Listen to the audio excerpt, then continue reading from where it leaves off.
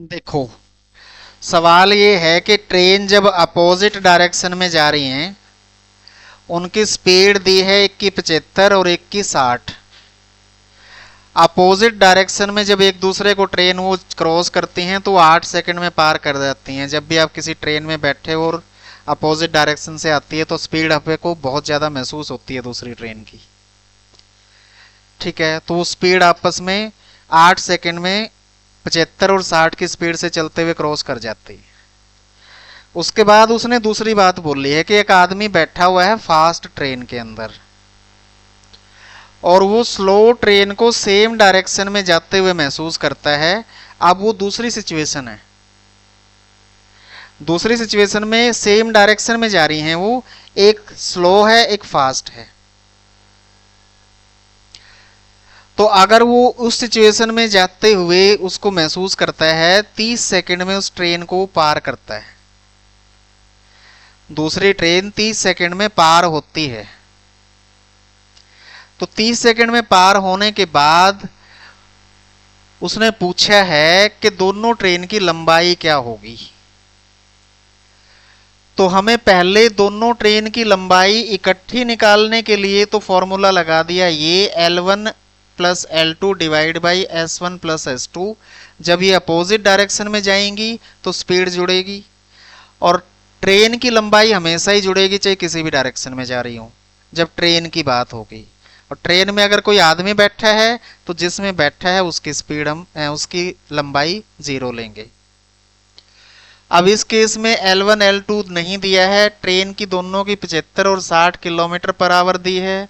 दोनों को जोड़ के 5/18 से गुणा किया मीटर पर सेकंड में निकालने के लिए, और 8 सेकंड में पार करती है तो 8 सेकंड ये दे दिए।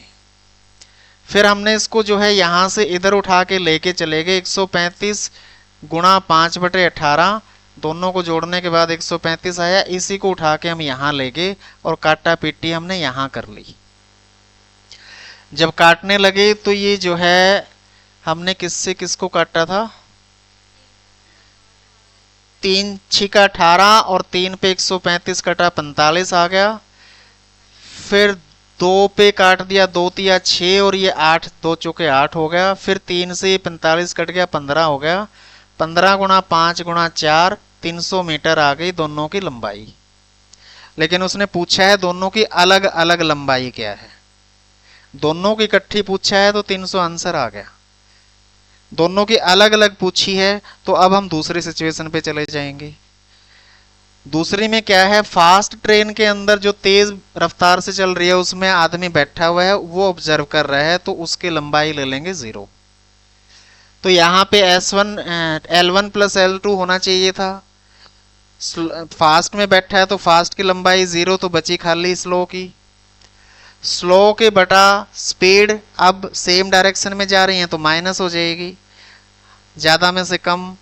5/18 से गुणा उसले करेंगे मीटर पर सेकंड में निकालने के लिए। तो स्लो जो है इसको निकालने के बाद इसको सॉल्व कर दिया तो हमारे पास आया कितना, 15। इसको इकट्ठे 15 गुणा 5/18 को हम इसके बराबर लेके यहाँ पे 30 गुणा 15 गुणा 5/18, इसको काट पीट कर हमने 125 ले आए। 125 जो है स्लो की लंबाई आ गई, और दोनों की 300 है। 300 में से 125 स्लो की घटा दी तो फास्ट की बची 175। ओके, फास्ट बराबर 175 बची, स्लो बराबर 125 हुई। तो ऑप्शन हमारा डी आंसर आ गया, 125 मीटर और 175 मीटर। ओके।